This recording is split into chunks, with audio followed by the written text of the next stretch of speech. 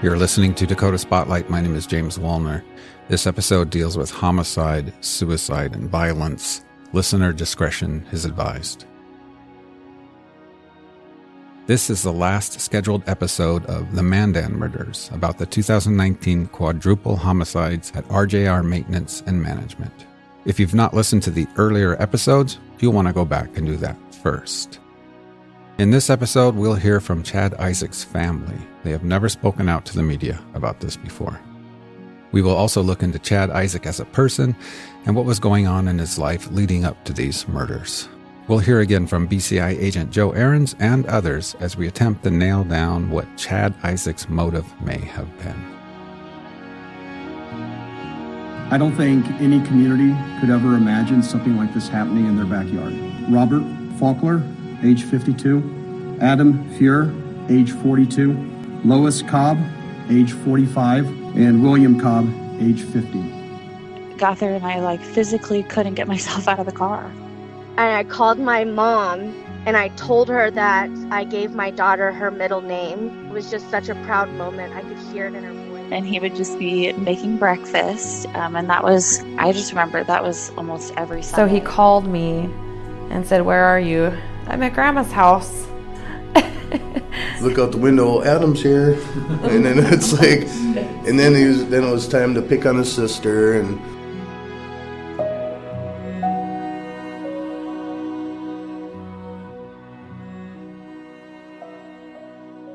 During this series, we have met a lot of people and we've learned a lot of things.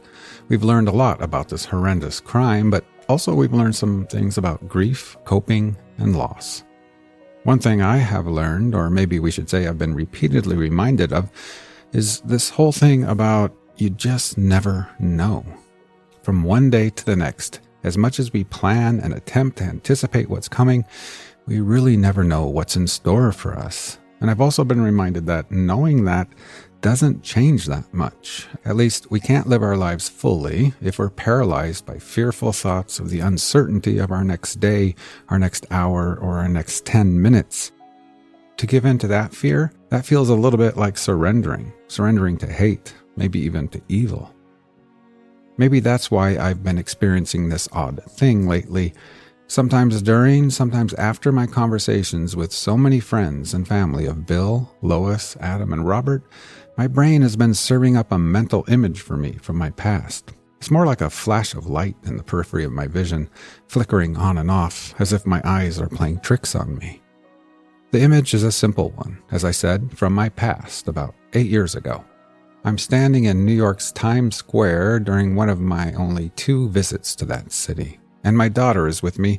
We're tourists in the Big Apple. She's about 23 years old at the time. She's standing on the sidewalk, looking up, taking in the big city, and behind her is a huge neon sign. At least that's how I remember it, and how my brain flashes it back at me now. On that huge neon are 2 words. This is the first time I had seen those 2 words arranged just like that. I've seen it many times since. It read, "Love wins." 2 words, love wins. Simple and matter of fact.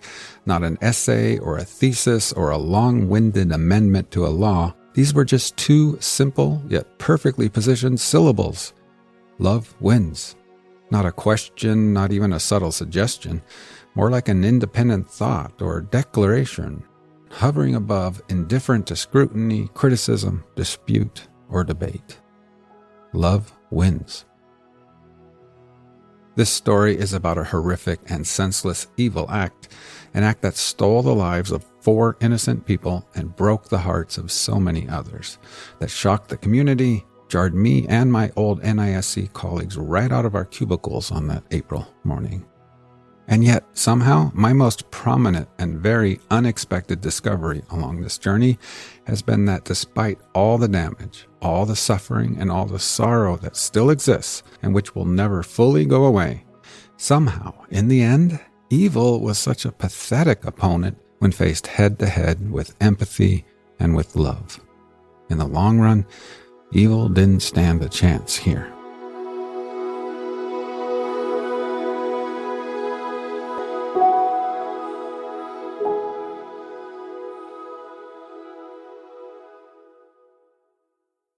Weeks ago, when I set out on this season, I knew the big question, the big thing we all wonder about is this. Why did he do it? Why did Chad Isaak kill Bill, Lois, Adam, and Robert? I knew that Chad hadn't left a suicide note. He never confessed publicly, and at his sentencing, all he had to say was this. I can honestly tell you that I'm not a murderer, and that's all I have to say. But I wondered, did he ever confess to anyone? One of his lawyers, perhaps. He could have done that in confidence because of client-attorney privilege. But now that Chad is deceased, maybe that same attorney would speak out. So I called one of his lawyers, Robert Quick, a well-known and respected defense attorney here in North Dakota. He answered the phone while walking through an airport somewhere and told me personally he wasn't opposed to speaking with me, but professionally he had to decline because of client-attorney privilege. It exists even after the death of a client. No luck with his attorney. But maybe Chad Isaak confided in his family, I thought, if he even had a family. I called some friends, journalists, people who were at the trial. I was told Chad had lived alone at the time of the murders, but yes, he had a family.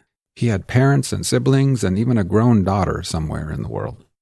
This was encouraging news because even if he didn't confess to his family, certainly they could help put pieces of the puzzle together. They could tell us who Chad was. What was he like as a child? I mean, we hear about the early warning signs of serial killers. Did Chad Isaak torture animals as a kid? Did he do drugs? Did he have a violent past? My hope of getting these pieces of the puzzle were quickly shot down, though. My journalist friend told me his family were at the trial, but they won't talk to the press at all. It came as no surprise to me that they didn't want their names out there. I tried to imagine the stigma of being a parent or sibling or daughter of a man who had killed 4 people before taking his own life. I might not want to speak to the media either. And so I lowered my expectations on ever speaking with Chad's family. But I did start learning more about Chad on my own. I started with newspaper archives. I found references to Chad as a young teenager. In a 1989 article about high school basketball, Chad is listed as a 5', 10-inch sophomore guard. In a 1990 basketball brief, Chad has scored 9 points in a loss against Fort Yates Public High School. His teammates are listed there too. I write down a few of their names, his basketball teammates. I find some phone numbers. I try a few. When I get through to a voicemail, I leave a message. Only one calls me back. Yeah, I played basketball with Chad Isaak, he says. He declines an interview but tells me he was a good friend of Chad in high school, and he considers himself to be a good friend of Chad's family. A great family, he tells me. He also tells me he didn't have much contact with Chad during the last years before the murders. He says, quote, Chad was doing his own thing then. I told him I'd like to talk to Chad's family. Maybe he could put me in touch. He declined to help with that and said, I'll be honest, I don't think anyone in his family is going to want to talk to you. I thanked him, and I hung up.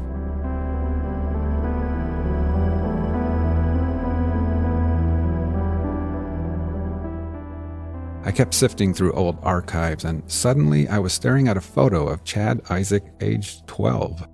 It was in the archives of the Bismarck Tribune, an article dated December 3rd, 1986. The headline of the article read, Love Keeps Them Going, and in the photograph there are 5 people, including Chad. From left to right, we see the young Chad Isaak, aged 12. He's sitting on his knees, smiling into the camera.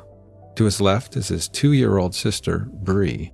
I would later learn that Bree is his half-sister. Left of Bree is their mother, Candy, smiling. In her lap is Chad's half-sister, 9-month-old. Finally, to the left of his mother is Chad's full sister, 10-year-old Alicia. From that article, I learned the following. In 1986, the family lived in Pick City, North Dakota, a very small town some 60 miles northwest of Bismarck. The article is about Chad's 9-month-old half-sister, who was born with Down's syndrome. The article educates the reader about Down syndrome, as well as an interview with Chad's mother and stepfather. The couple share their story about their dedication to making sure they do everything. In regards to the many challenges of raising a child with Down syndrome, Chad's mother, Candy, is quoted as saying, quote, None of those problems are problems we can't handle with God's help. I keep digging through the archives and I learned that Chad graduated from high school in 1992. 6 months later, he's completed basic training in the Navy. 2 years later, he's stationed in Hawaii and he gets married there. His wife is from the island. 5 years later, in February of 2000, they divorce.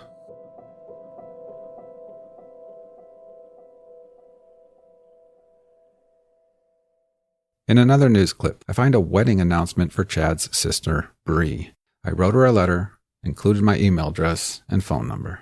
Among other things, I wrote, "I would be very grateful if you would take some time to consider if you yourself or someone else in your family might consider taking part in this audio documentary. I would like to learn more about your brother, and I would like to help my listeners understand how this event has impacted your lives."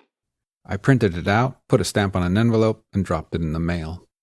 Really, I figured I could have probably just tossed it in the garbage and saved myself a stamp. I really didn't expect to ever hear back. My first contact with Chad's family came via a text message from his sister Bree. To my surprise, she told me that they were considering my request. They would need time, though, and so I gave them time. It took weeks. We stayed in touch via email. They told me they were not going to listen to the podcast at all until they had made their decision. They didn't want what they had to say to be influenced in any way by what they might hear on the podcast. And the first thing they wanted to make clear was that their main concern was to not re-traumatize the victims' families. And I knew I was putting them in a tough position. On the one hand, because there is no known motive for Chad's actions, people like me and you and the community are left wondering what information they might be holding, anything that might help us connect some dots. What warning signs were there? Was there a history of violence? Who was he as a grown man, a young man, and as a child?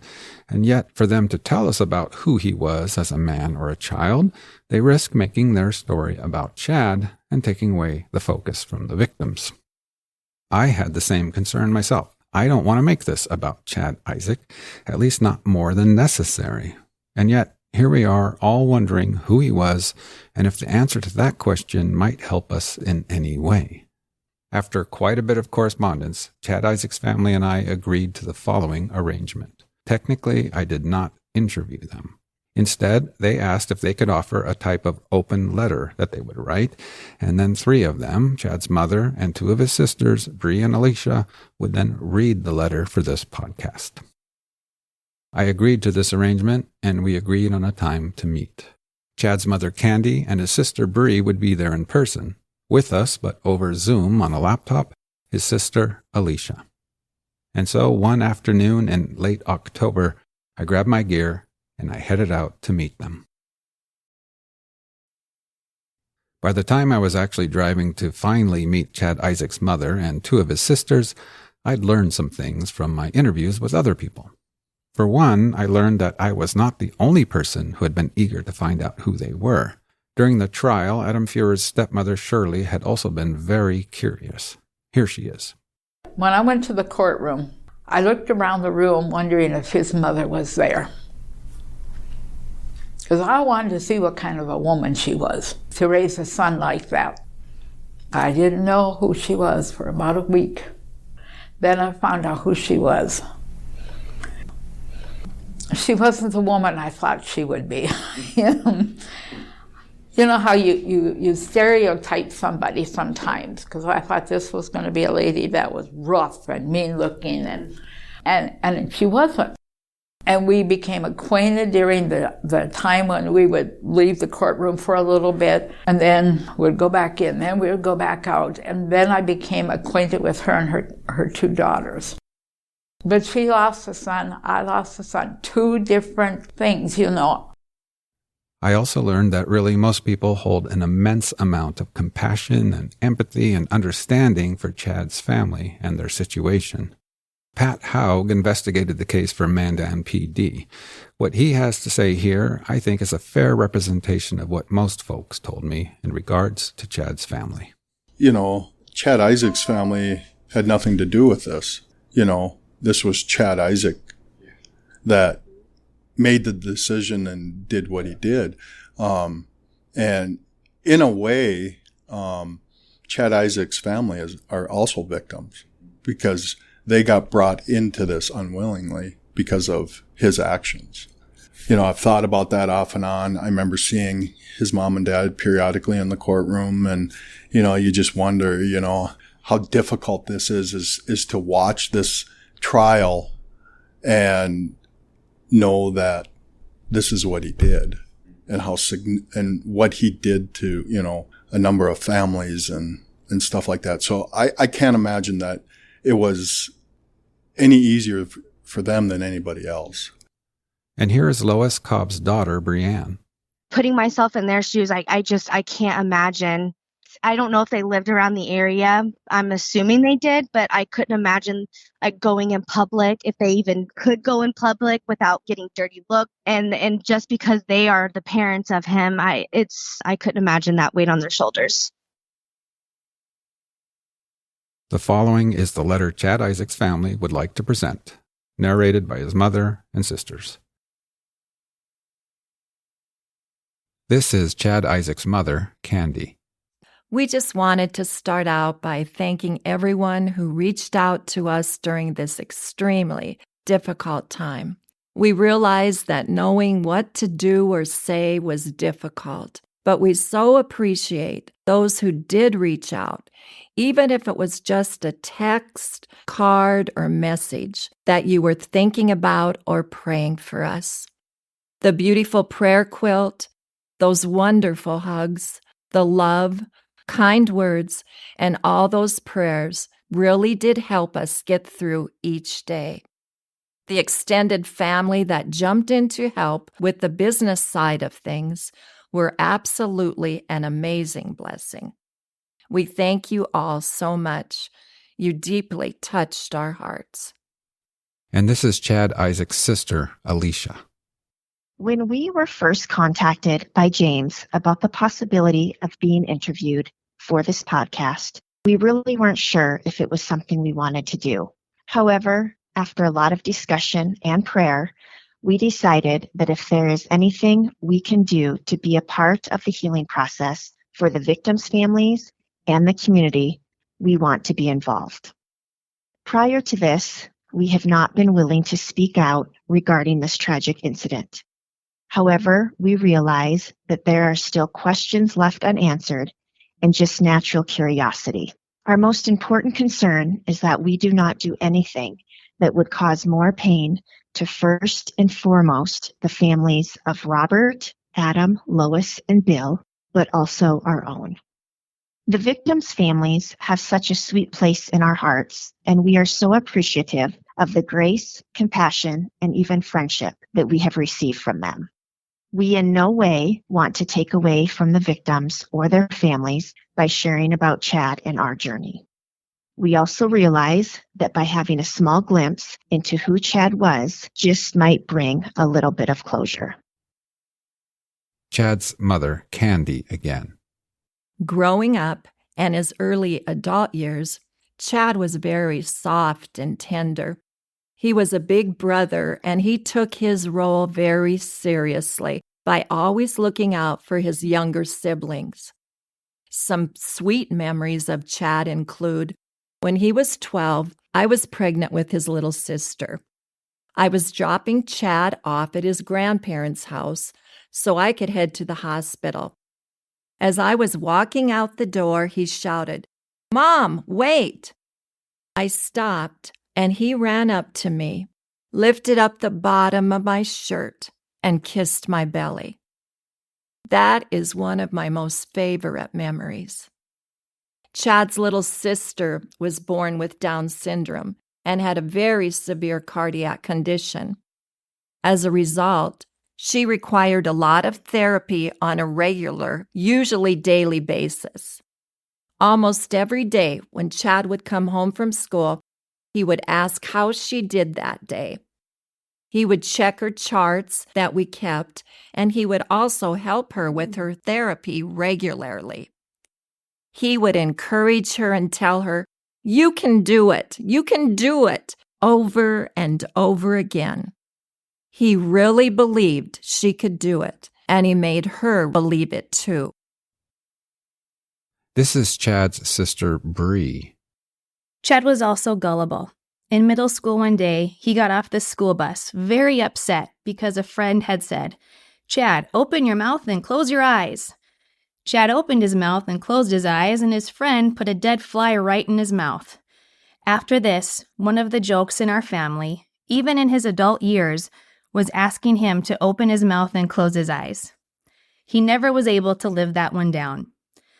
Sometimes in those dark times that now occur, we try to remember those special things about Chad and try to recapture that Chad. Even in high school, Chad maintained these characteristics. He was a typical teenager, not getting into trouble, and had those good grades. He had a lot of friends. He was a natural athlete, specifically loving football, basketball, and windsurfing. He also really enjoyed hunting with his dad and grandpa. After suffering a neck injury playing football in high school, he started seeing a chiropractor that really helped him. It was after this that he planned to become a chiropractor. After graduating high school, he joined the Navy. While in the Navy, he got married and had a daughter.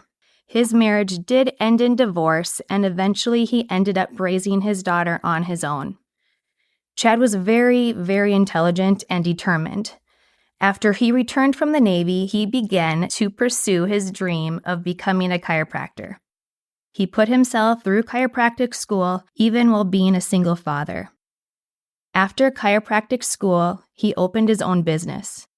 He seemed to enjoy being a chiropractor and was invested in helping his clients feel better. Chad did become more private and isolated himself from family and friends more and more as the years went by. Chad's mother, Candy, again. There is nothing in Chad's past that could have prepared us for what happened on April of 2019. On April 1st, 2019, we heard on the news that 4 people had been murdered in Mandan. Like everyone else, we read every story and watched TV for any updates.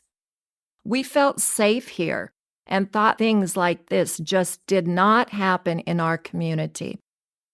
I remember praying that the person responsible for this tragedy would be caught swiftly and without further incidents, and that justice would then be served.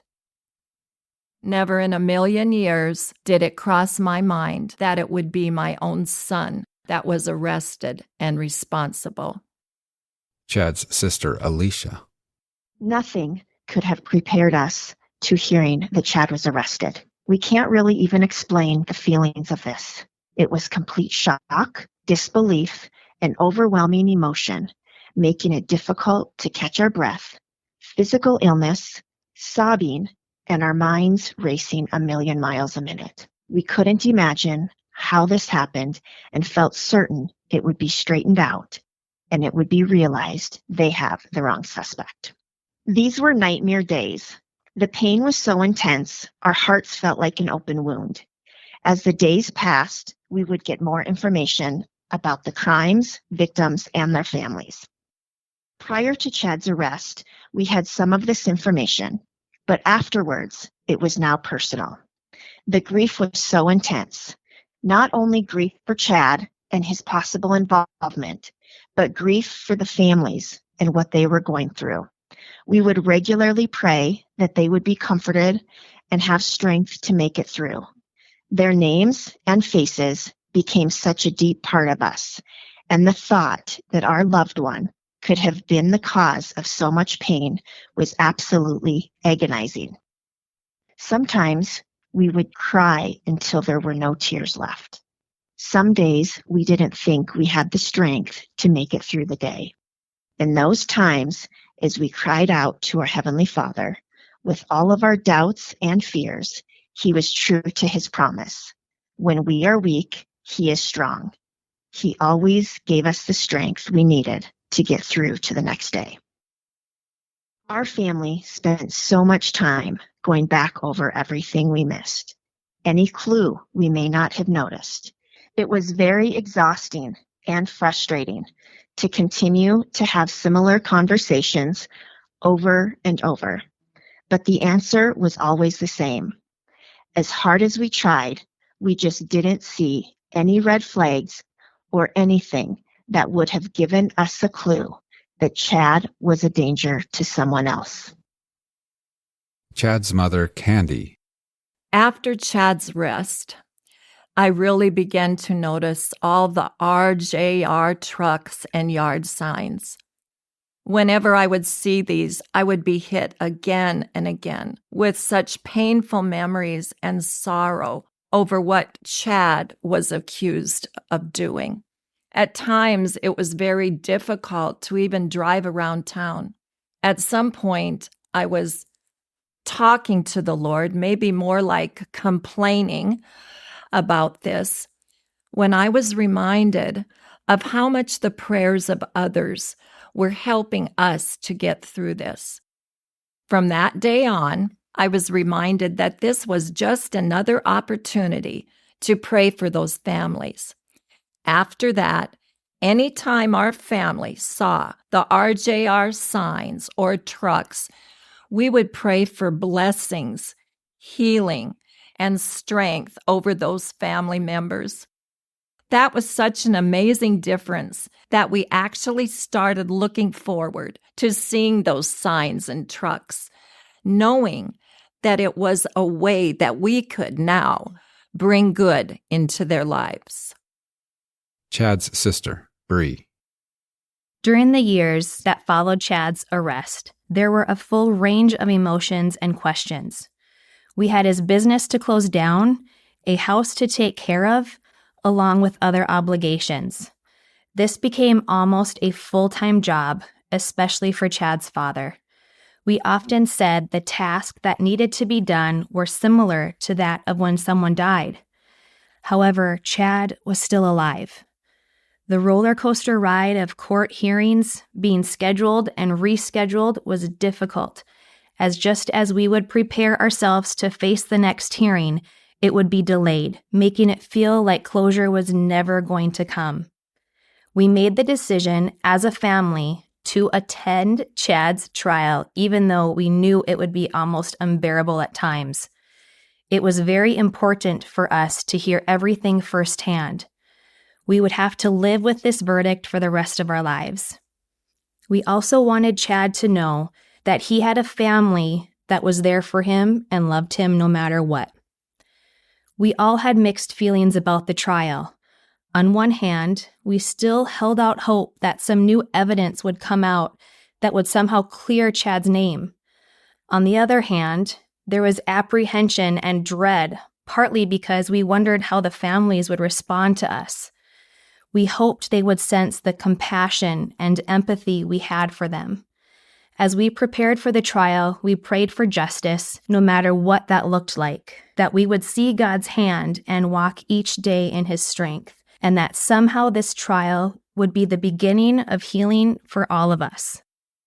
Of course, the first few days were awkward, but then we all began to exchange smiles and greetings in the hallway. Later on, there were words of encouragement and even hugs.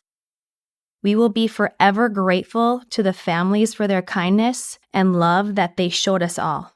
It was the start of a healing deep within us.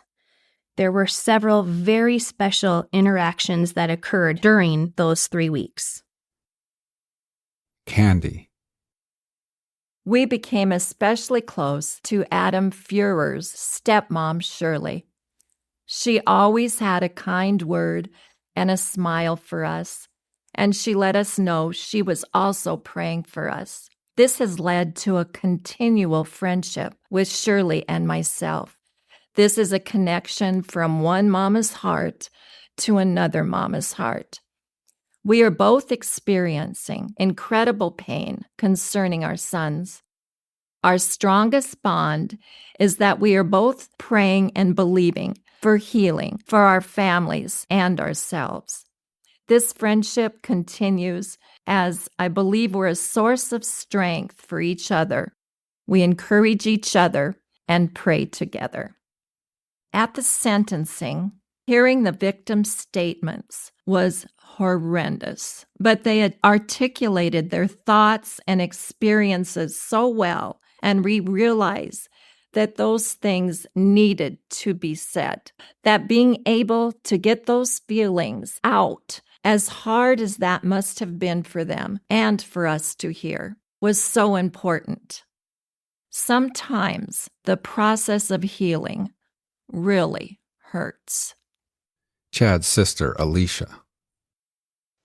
We maintained contact with Chad throughout his arrest, trial, and incarceration. Of course, we were not able to discuss details of the crime due to everything being recorded, but we were able to let him know the love of his family was unconditional. At times, it was difficult maintaining contact with him. We, of course, had so many questions that we couldn't ask. At no time during our contact with him did he give any insight concerning this crime. We have had people ask what happened to Chad's dog. Chad's dog was taken very well care of by a relative. He passed away from old age a couple years after Chad's arrest. Candy. On July 31st, 2022, Chad took his life in prison. We thought we would have a lot more time with him, time to build better relationships, to get answers to all those why questions, and see Chad allow the Lord to work in his life in such an awesome way that he would be able to be more free and peaceful in prison than he ever was on the outside of those walls. God does not always answer our prayers in the way that we want, but he does always keep his promises. As we look back through all of this, we can see God's fingerprints over all of our journey. During the worst time of our life, we experience God's faithfulness and love in the most amazing ways. He never left us alone for a second. He walked through this with us every step of the way. When we were so overwhelmed and didn't know what to do, he gave us direction and his peace. There is so much we still don't know and probably never will. But we are working on being able to leave those answers in God's hands. Alicia. One of the things James asked me is what advice I would give someone else who is going through what we have gone through. My response to him was for them to call us and let us walk this journey with them. I wanted so badly to find support and realized there really isn't support or resources for the perpetrator's family when tragedies like this happen. Our prayer is that changes in the future. And if we can provide the support that we wish we had to someone else, we would be honored. This concludes the open letter from Chad Isaak's family. If you are in need of the type of support that they are offering, contact me and I will put you in touch with them. Here is Shirley again, Adam's stepmother, talking about her bond with Chad Isaak's mother, Candy. She kind of knows what I'm going through, but she don't know because hers was taken different than mine. But she's been kind to me. And I've been kind to her, you know.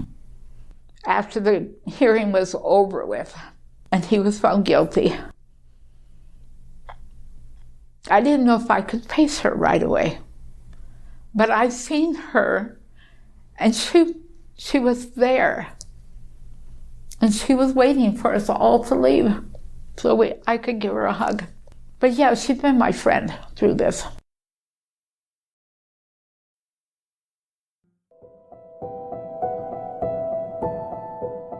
Welcome back to the Mandan murders. Chad's family told us that he isolated himself in later years. His high school friend and basketball teammate indicated the same type of thing for me. And I can tell you from experience, it's not like you can just drive up to Washburn, North Dakota today and find people who were pals with the man. I did find another person who had some interactions with Chad Isaak, though.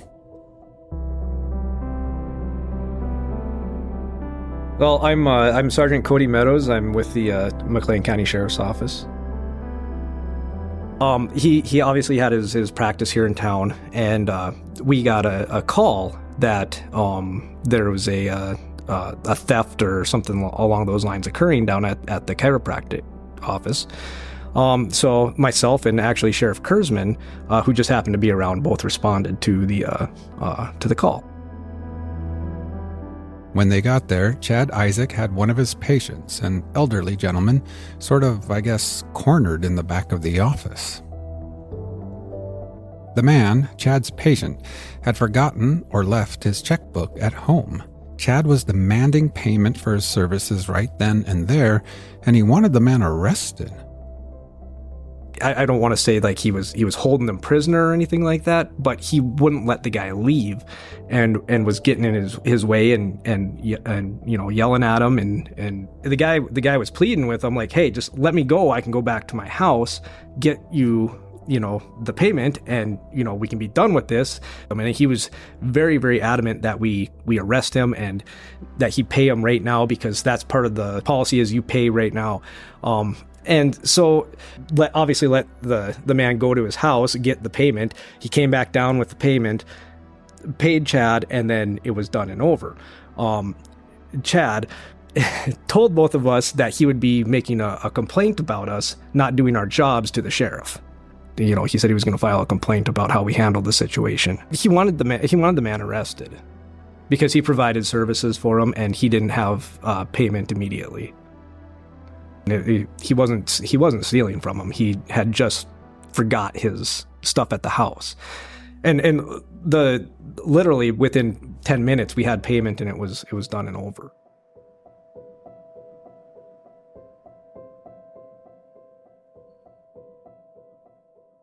I asked Robert Faulkner's daughter, Jamie, and others what they felt when they heard that Chad Isaak had taken his own life. Here's Jamie. It made me sad for his family. It really made me sad for his family. Because they had to grieve. Because, I mean, he was still a person. He still had a life. He still had family. And I honestly felt bad for his family.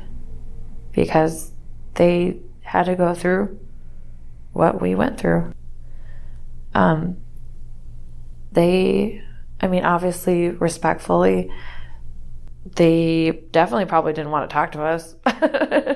I don't expect them to create a relationship with us, and I don't expect that out of them at all. They were there during the trial every day. They were there to support him. And that's family. That's what family does. And at the end of everything, they gave me a hug and apologized. And I told them that they don't need to apologize to me. They didn't do anything wrong. So I feel bad that they have to grieve. And here is Gabrielle Goder, who prosecuted the case, talking about Chad's suicide. In my mind, it's one more way for him to strike at these people, for the victims, because they're left always wondering now, right? Always wondering why. As long as he lived, they could have hope that he would someday actually talk about it. And they're left with nothing now. So in my mind, that's really kind of just a screw you. Ben Pace, longtime employee at RJR, again on Chad Isaak's suicide. It was almost a sense of relief at the very first thought that I don't have to live on the same earth as a monster. But then in that exact same moment, I almost just felt angry that he now gets to get out of it. I have to live with my grief every day. My friends have to suffer and feel the weight of this person's actions for the rest of our lives. And he gets to get out of it. And Bill Cobb's daughter, Amy. Just everything that revolves around Chad Isaak is really hard for me because I'm not an angry person, and I don't hold grudges for anyone. I just feel like life is too short, even before this, to do that. So I feel like that's kind of been a hard thing for me because I'm not an angry person, but I do feel like I do have hate in my heart that there are people so cruel. But on the other side of things, I'm also, I don't know, I feel like I'm a pretty empathetic person. That's why I'm obviously going to school for nursing. So I do feel like, I mean, he was obviously just a very ill man. Like he obviously had something wrong with him, whether it just be that's the way his brain worked. I don't know. I've tried to talk myself through it numerous times, but obviously I'm never going to know. But as far as my feelings towards him,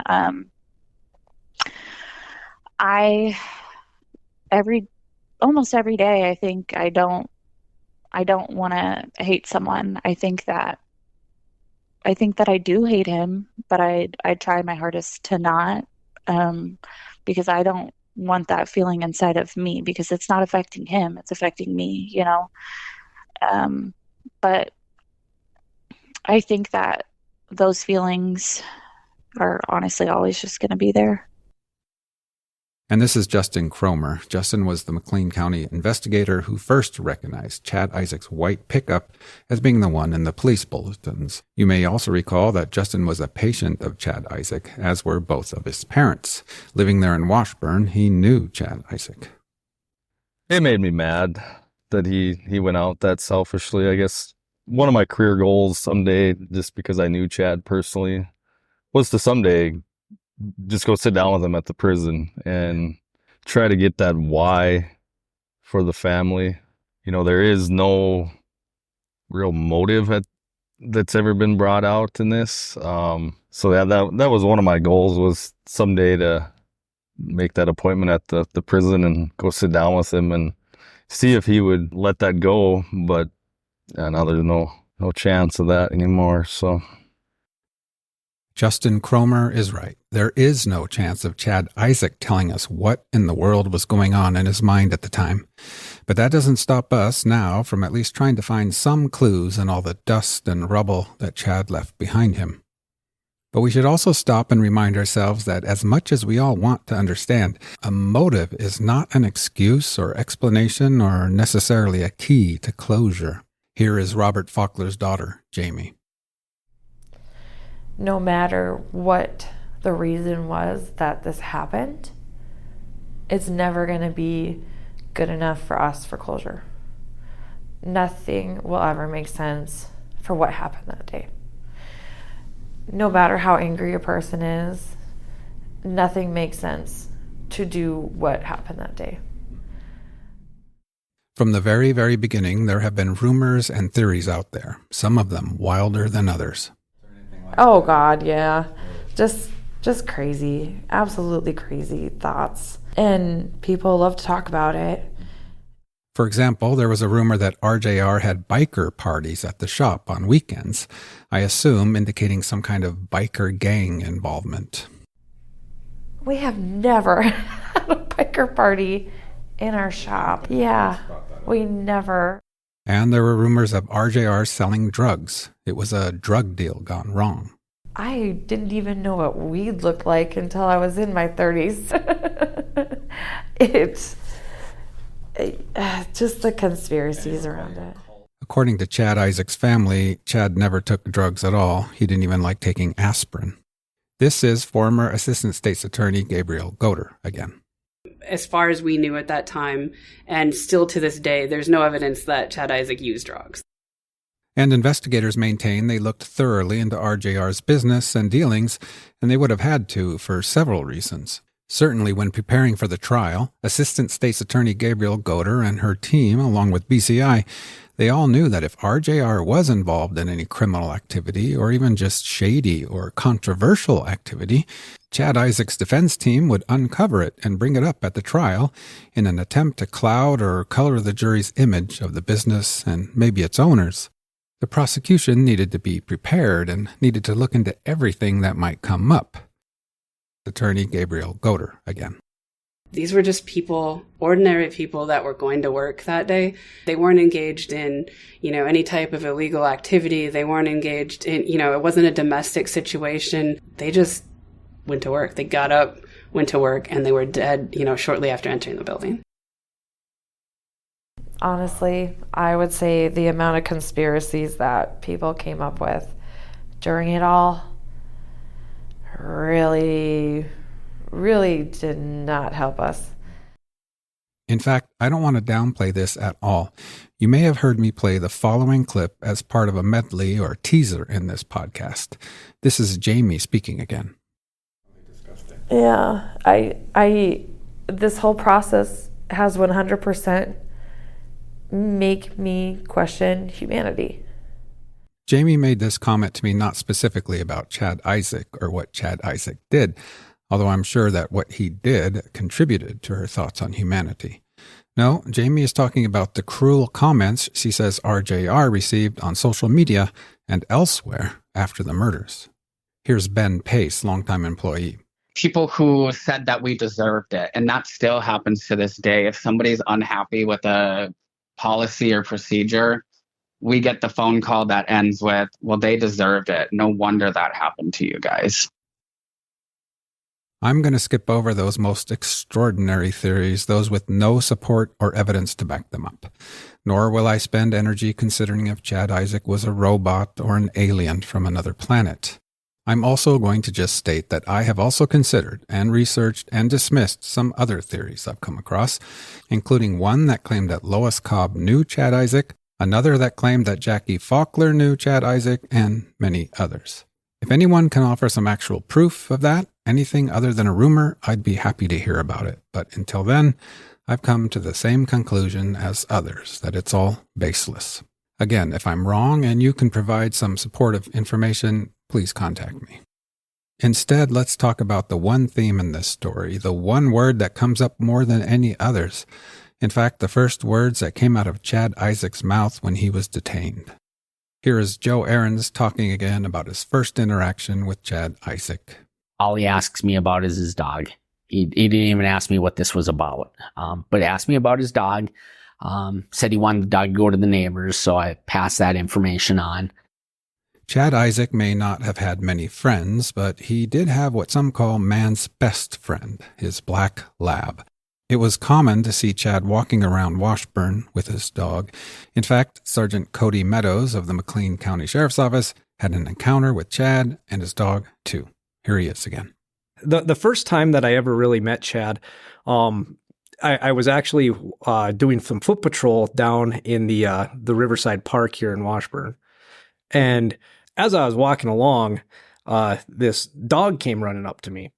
Well, I seen the dog, and I'm a dog lover. I was a canine handler for several years, and so I, instinctively started petting the dog.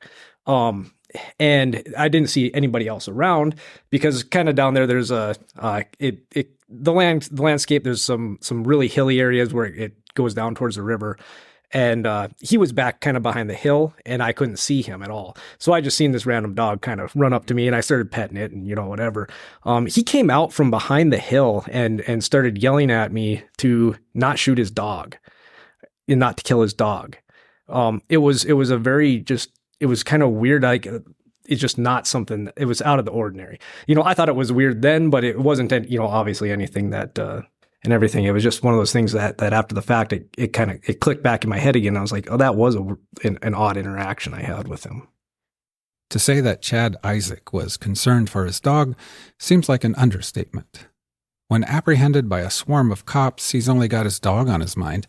When he sees a cop petting his dog, his first thought is that the officer might shoot it. And consider this too.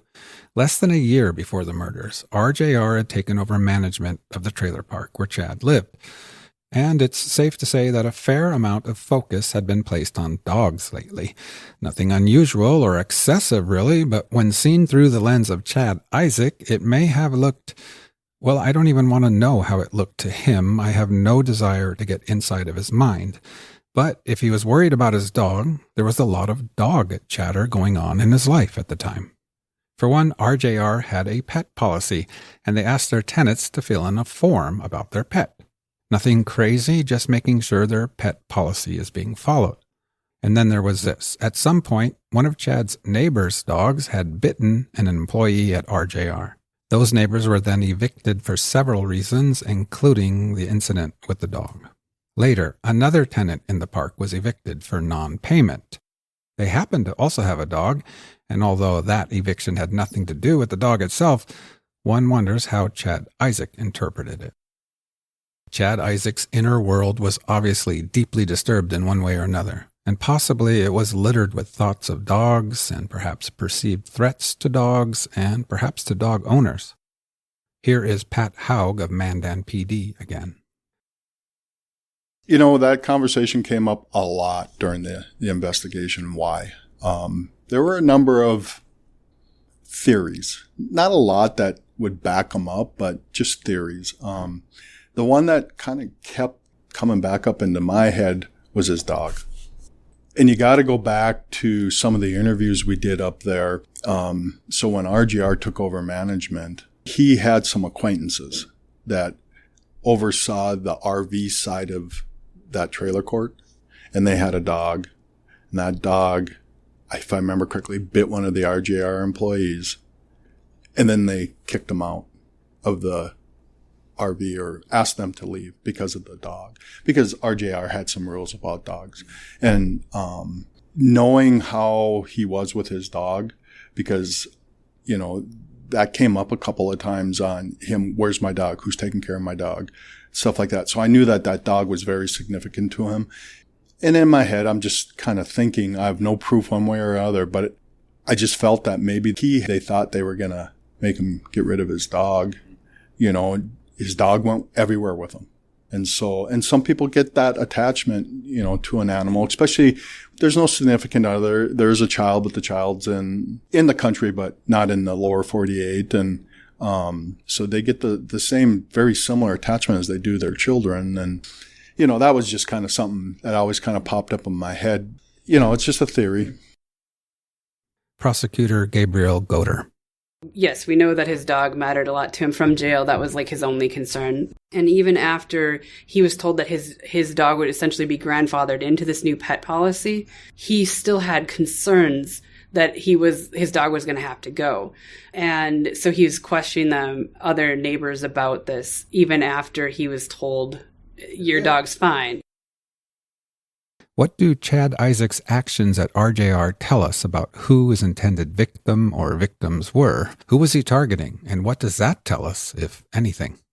Chad Isaak planned the attack at RJR. We only know that because of the investigative instinct of a man named Ben Zachmeyer, who was co-owner and employee at Big O Tires next to McDonald's in Mandan. Ben had supplied surveillance video to the police, video of the mysterious masked man walking to and from McDonald's on the morning of the murders, April 1st, 2019. A few days after supplying the video, Ben Zachmeyer realized that something seemed odd in the video. It looked to him like the masked man sort of knew where he was going or walking, and if he knew where he was going, he must have walked there before. And so Ben went back and reviewed Big O Tire's surveillance video from days prior, and sure enough, he found it. Exactly 1 week earlier, almost to the very minute, the same masked man can be seen walking from his pickup at McDonald's past Big O Tires and beyond. The date was March 25th. The prosecution argued in court that March 25th was Chad's practice run, part of his planning and premeditation. But investigators had also considered that Chad may have intended to carry out the murders on the 25th and then decided against it for some reason. And this thought opened up some room for speculation or interpretation about who exactly Chad was targeting. It is assumed that on both March 25th and April 1st, Chad hid in some trees between the RJR parking lot and a nearby golf course. Here is Special Agent Joe Aarons of BCI. Those trees between Prairie West Golf Course and the RJR parking lot are thick enough that you could very easily sit in those and nobody would ever see you in there, but you would have a clear line of sight to RJR, employee entrance, the parking lot. So from where he was at, if he was in those trees, no one from RJR would ever know he's in there. But he would be able to see when people come and go from there. If Chad Isaak was indeed sitting in those trees on that first week, March 25th, watching people arrive at RJR, he would have at first seen Bill Cobb arrive at 6:30 alone, and then Robert Faulkner a while later, but no Lois Cobb and no Adam Fuhrer. Lois didn't work at RJR that whole week as she was recovering from surgery, and Adam Fuhrer arrived much later, after Chad would have left. From the standpoint of the investigation, this could mean different things. Either Chad was casing out the place with the intention of doing it later, and he simply wanted to know who he could expect to be there, or he intended to do it that very morning, but something wasn't the way he wanted it to be, so he left. If March 25th was indeed Chad's test run and he left satisfied with everything and planning to do it a week later, then we can perhaps deduce that either Bill Cobb or Robert Faulkner or both were his intended targets. Then when he comes back the next week, Lois is there with Bill at 6:30 and then Adam arrives unexpected. On the other hand, if he was prepared to carry out the murders on March 25th but didn't do it, that might lead one to consider if maybe Lois or possibly Adam were his intended targets. They didn't show up, so he aborted his plans. But really, on closer inspection, Chad's actions on April 1st seemed to indicate he was targeting Robert Faulkner and possibly also Bill Cobb. Here is Joe Ahrens again.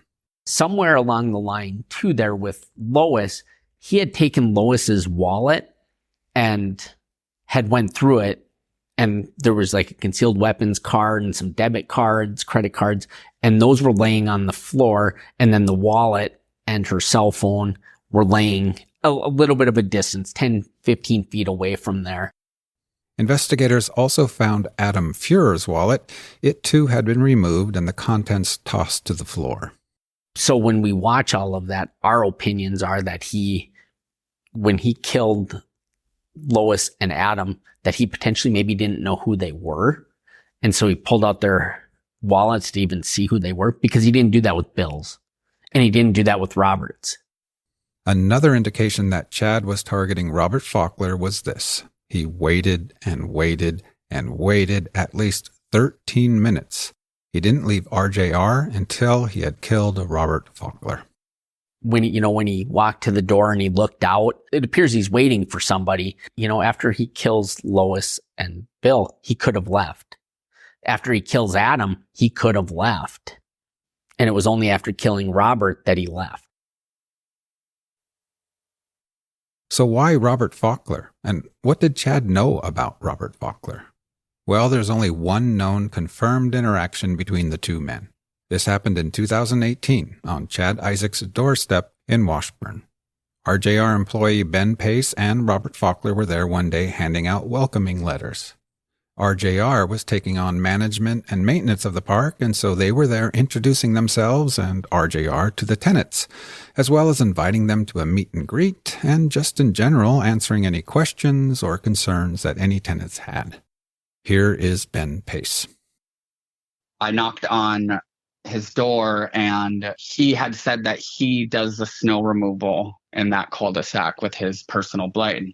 I said, I would love for you to meet Robert because he's the owner of the company. He deals with all the maintenance stuff. And, I'm sure if you wanted to continue doing that, we could work something out.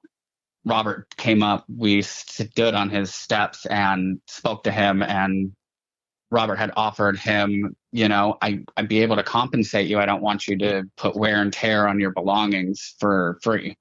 I don't work for free, and you shouldn't be working for free. Then Robert or Ben Pace, one of the two, handed Chad Isaak an RJR business card with Robert's name on it. Investigators would find that business card in Chad's wallet on the day he was arrested. There are no known occurrences of follow-up conversations about snow removal between Chad Isaak and RJR. Chad did call RJR one time to discuss the pet policy. Chad Isaak was not a problem customer for RJR. When Chad was arrested and Mandan PD announced his name, the folks at RJR had no clue who it was. He wasn't even on their radar. His name didn't ring a bell.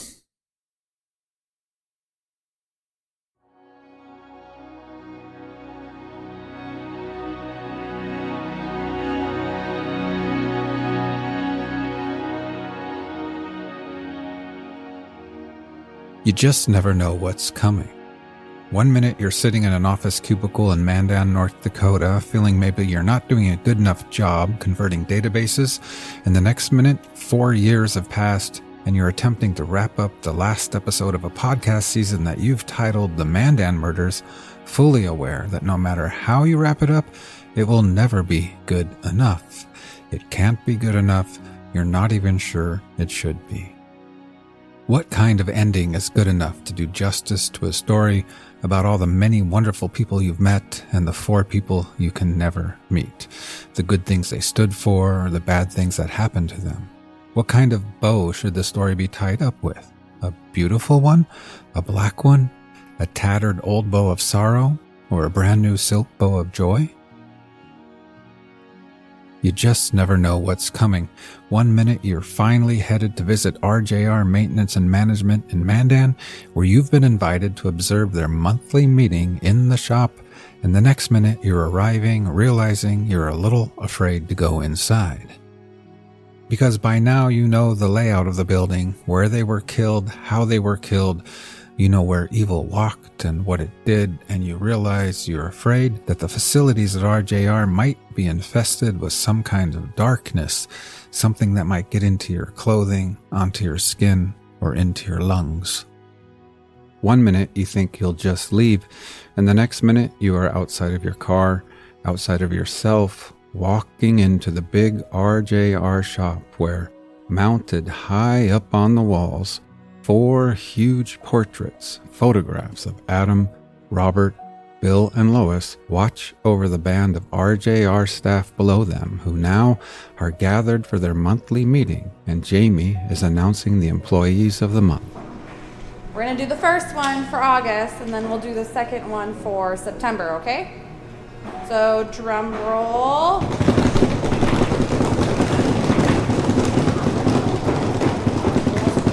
Okay.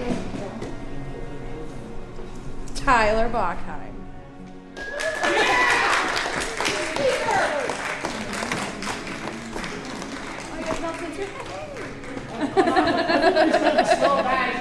And also no comments, but and then this one I really like because I think this is an area that all of us can work on helping our coworkers. This one says willing to slow down and train. So, congratulations. Okay, so you guys know what you have to do. You have 30 days to use your paid day off. I did not see what was coming. At RJR in 2023, there was no darkness. I laughed and smiled, and honestly, I didn't want to leave the place. I found no evil, no fear, no residue at all from Chad Isaak. And then, after the meeting, the huge doors were raised and RJR's maintenance staff were deployed out into the world again. Today, just like yesterday, just like they'll be doing tomorrow. Mind me asking where you're headed this morning? We are heading to 201 First Ave to go remove carpet. Carpet? Okay. You kind of stick to the same kind of tasks, or you just do everything? We do everything. We mow, we remove carpet, and then we do the heavy hauling. Awesome. You guys have a great day. Thank you. We clean. That sounds awesome. Here 2 months now? Yeah. It's good. I've been here for 4 years, almost. So like when people move out and before people move into new... Yep, we clean them. And me? Maybe I've got a brand new game, a new outlook. Maybe the uncertainty of tomorrow is not something to be feared, but something to be cherished and welcomed. After all, more often than not, evil is a cowardly no-show. Most surprises around the corner are nice surprises. It's how we meet new people. It's how we find new friends and run into old ones. Occasionally, it's the way we fall in love. And in the end, always, love wins.